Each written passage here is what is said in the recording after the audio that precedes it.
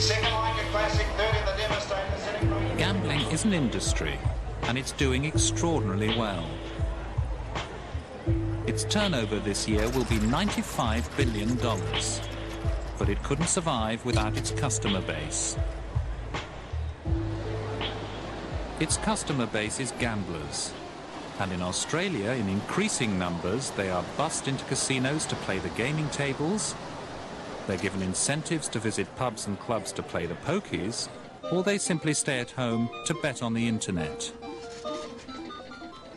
This is a film about how the industry plays hardball in a never-ending bid to trap us, whether we play $5,000 a hand blackjack or 5-cent poker machines. I've met the families who've lost their savings, lost their marriages, in some instances lost partners who are addicted to gambling.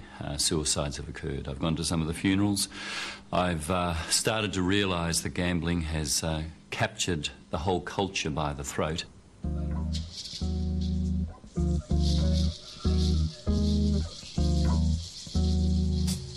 If somebody is a whale being a very large gambler, if somebody is a whale, then they are used to and they expect from casinos, and from all around the world it's the same, they get what they want. Be that alcohol, rooms, food, service, whatever. And they expect to get it. And if they don't get it in your casino, they're going to go to another casino and get it. So you better give it to them. I'm going to do out 4 boxes.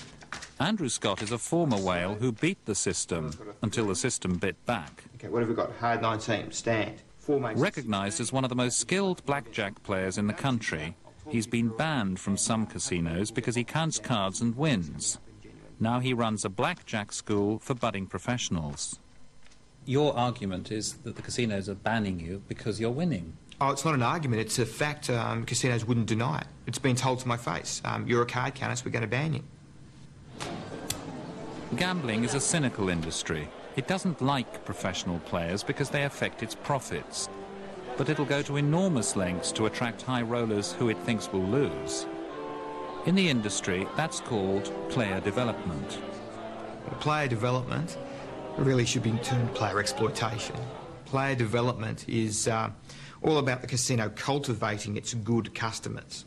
Now, its good customers are little walking pots of gold that they can siphon money out of course. The player can, live like a king while he's away gambling, but of course the casino knows at the end of the day, or hopes at the end of the day, that they're going to finish on top, and generally they do. They generally get the punter's money, so he ends up paying for all those things indirectly and pays a lot more. Morality plays little part in this process. The casino has a database of high rollers and goes after them with a rare determination. You would use that list to track who was coming into the casino and who you'd like to come into the casino. If there was somebody you particularly knew about that was a big roulette player or a blackjack player, you would call them, see if they were interested in coming in, maybe take them for a game of golf, take them for lunch, take them for dinner, maybe pay their airfares or do something like that to bring them in for a weekend. And all that would be based on what value the casino perceived that high roller had in the long term. Casinos are not at all fussy about the kind of people they attract or where their money comes from. This is demonstrated by the story of the gambler Duong Van Y, known to the casinos as Van Duong. Van Duong lived in the Sydney suburb of Cabramatta. When Sydney Harbour Casino, later Star City, opened, staff members were detailed to keep him happy. Mark Wells was the casino's director of player development and recognised early on the value of targeting ethnic communities as customers. We identified Cabramatta as a good area a few years before Star City opened up. The reason that we chose it was because it had a very high Asian population base, mostly Vietnamese, that were known to be strong gamblers. The usual process we used with all player development was to use a few key players to introduce us to more players. Duong Van Y was one of the biggest fish the Sydney casino caught. So he was one of your very top gamblers? He was one of the best baccarat players, not just for Star City, but in the country. Van Duong's family ran a barbecue duck restaurant in Cabramatta, But that's not where he made his money. A police task force started investigating his role in organised drug smuggling. We believe he was responsible for a large proportion of heroin being sold in the Cabramatta area. What quantities of heroin are you talking about? Well, the streets of Cabramatta were awash with heroin. Just how much he was responsible for, we don't exactly know, but we believe that he was responsible for supplying multi-kilo lots of heroin on a regular basis to various dealers throughout that area. The amounts of drug money passing through Van Dong's hands were huge. A great deal of it was gambled in the high rollers' endeavour room. These printouts from Sydney Harbour Casino, never before released, show the staggering amounts he was gambling. Over 6 months in 1996, his total turnover was $94 million, making him the casino's #2 high roller. In 1 month alone, his turnover was $24 million. He was gambling an awful lot through the Sydney Harbour Casino and other casinos around the country. Well, he could go there every day and spend hours and hours and hours there, all night in fact. He'd gamble hundreds of thousands of dollars in one sitting.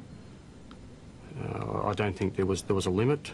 100, there's another black bar. The casino then had a different owner to the current operator Tabcorp.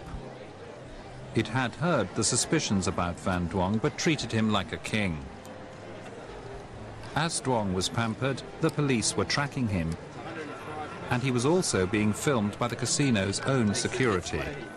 If we felt it was necessary, we would approach them and request them to utilise the surveillance equipment to monitor him for us. In September 1997, the New South Wales Police Commissioner Peter Ryan decided to ban Van Duong from the casino. But the casino didn't like the decision one bit. Mark Wells knew what the rumours were, but the rumours didn't alter the casino's view of Van Duong. It was suspected that he was involved with drugs, but at that stage he hadn't been charged with anything, and he'd certainly not done anything, shall we say, to suggest that he was acting illegally within the casino, and so therefore he was a welcome guest. Even after he was banned, the casino went to great lengths to maintain contact. Mark Wells and a colleague from VIP Services took Van Duong and his girlfriend to this restaurant in Chinatown. There, they stressed to him that it wasn't the casino's decision to ban him. Myself and another individual from our department had lunch with him and explained the situation and told him what section under the Act he'd been barred. This is stuff from the Casino Control Act. And that it was beyond our control to do anything about it, and that if he wanted the bar lifted, that he'd have to make representation back to the police commissioner to have that bar lifted. The bar wasn't lifted in Sydney, but Van Duong travelled instead to Jupiter's Casino on the Gold Coast and Crown Casino in Melbourne to play. Sydney Harbour's loss was Crown's and Jupiter's gain. Would it be fair to say that you were very sorry to see him go? Oh, very sorry to see him go. Very sorry indeed. He was an excellent player. He was good for the game. He was well behaved. He was the type of player that every casino would want in there and ardently sought after. You might think that government authorities at least would welcome the police commissioner's decision to ban Van Duong. Far from it. The casino's regrets are echoed by the head of the New South Wales Casino Control Authority. When he was banned, he went off immediately to play at other casinos interstate. He played at Jupiter's. I understand that's the case. And at Crown. What's your view of that? I'm sorry to see the money go out of New South Wales, but I'm speaking personally for myself. If either the casino or the authorities had any doubts about him, they were settled in 1998, when the police finally nailed Van Duong. They secretly filmed him accepting payment for a large consignment of heroin near a school in Cabramatta. The police used an undercover agent, seen here on the driver's side.